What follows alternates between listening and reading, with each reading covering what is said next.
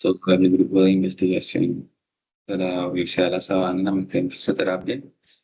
El día de hoy quiero hablarles sobre el tema de investigación, prevalencia de movimientos generales atípicos y sus factores asociados a niños prematuros que se encuentran en la unidad neonatal de un hospital privado en Cartagena entre el periodo 2025-2026.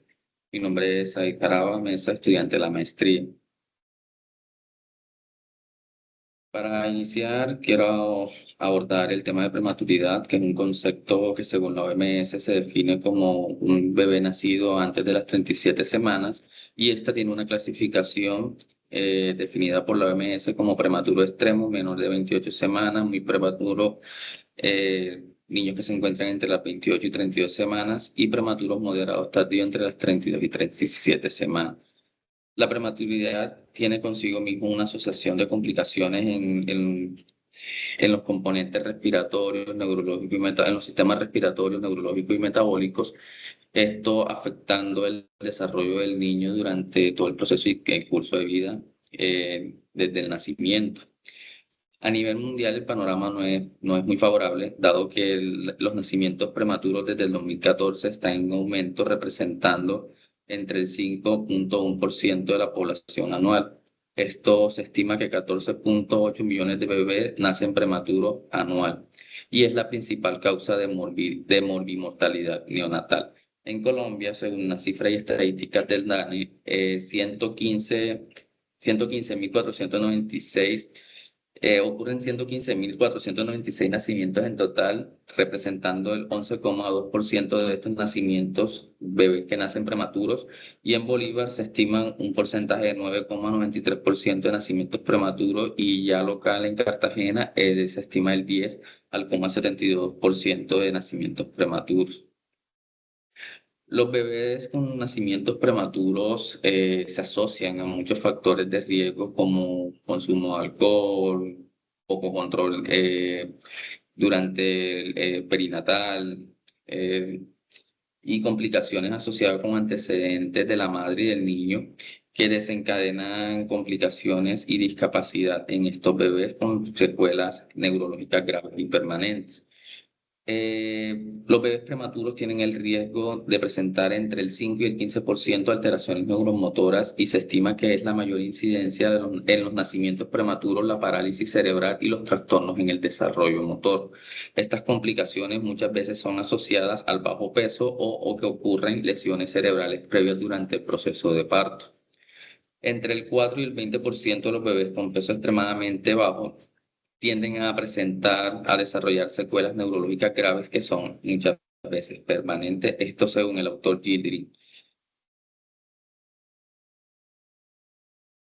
Detectando e identificando ya esa problemática, existen herramientas que evalúan y detectan los trastornos neurológicos. En este caso, los movimientos generales es una herramienta diseñada por Preichel que se clasifica según la edad en la que aparece y en función a la complejidad.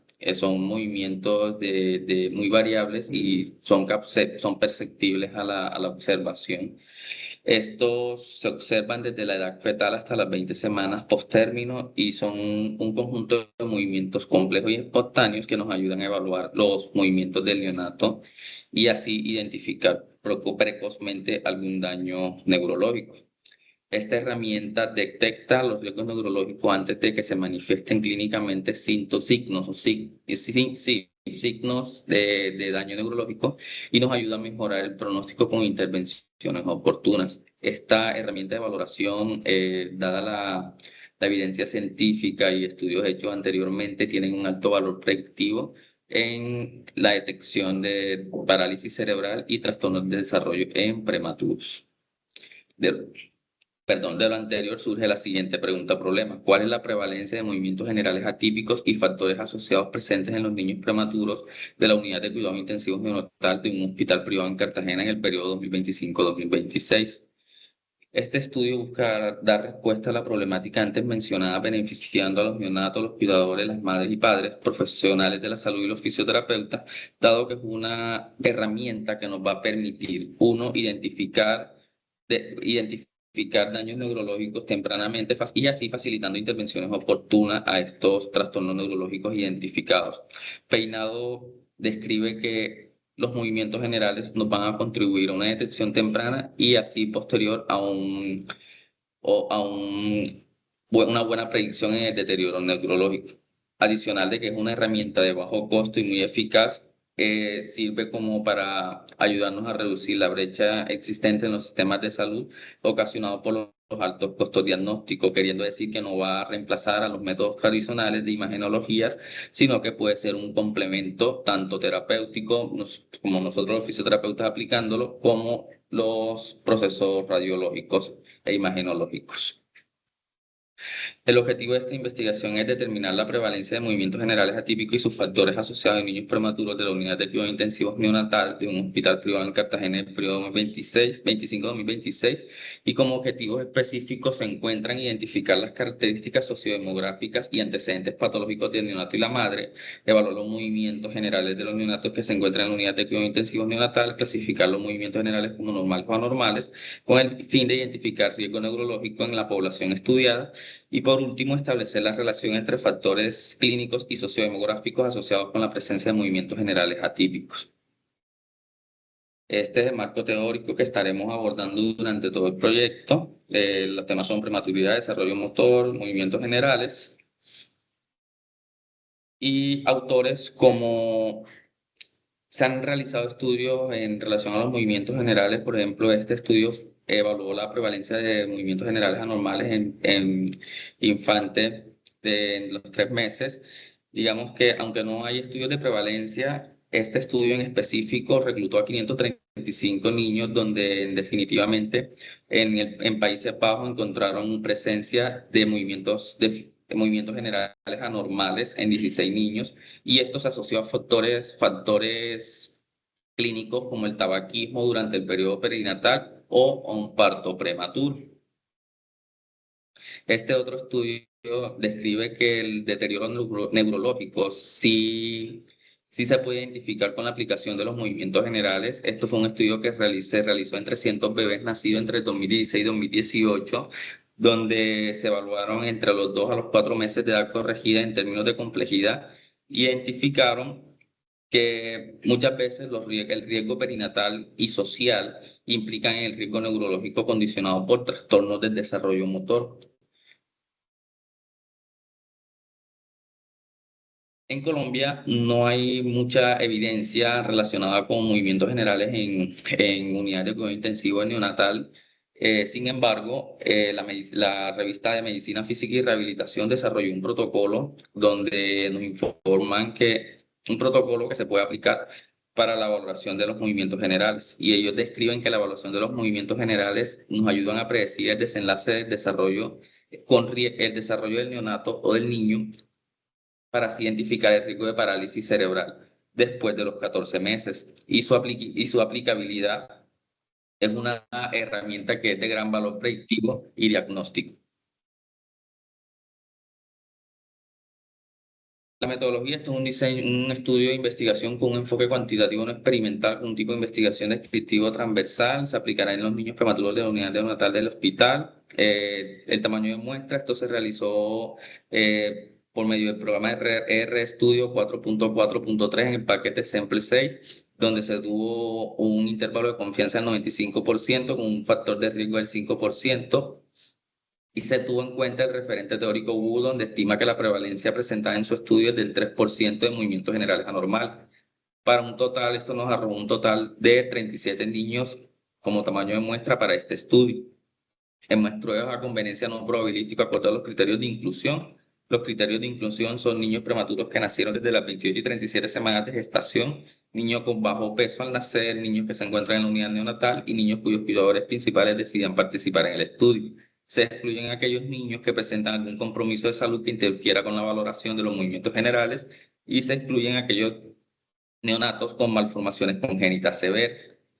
Este estudio se llevará a cabo en 4 fases. La primera fase es una caracterización sociodemográfica y antecedentes clínicos de la madre y el niño. En este se aplicará el cuestionario de factores de riesgos de parálisis cerebral, validado aquí en Colombia y traducido, donde se conocerán si los datos sociodemográficos, el consumo de sustancias, los antecedentes de la madre, clínicos de la madre y antecedentes clínicos del niño. Este cuestionario se le agregarán ciertas preguntas y los antecedentes clínicos del niño se extraerán de la historia clínica. La segunda fase es la valoración de los movimientos generales. Se aplicará el test cualitativo de movimientos generales que en su escala. En los niños se grabará un video de 2 minutos al neonato en la unidad neonatal, con poca ropa, el niño tranquilo, no puede ser manipulado ni por la madre ni por el evaluador. Y aunque el niño tenga soporte de oxígeno o tiene que ser el niño en su incubadora, en su nido, y esta escala se clasifica en normalidad y anormalidad. La normalidad tiene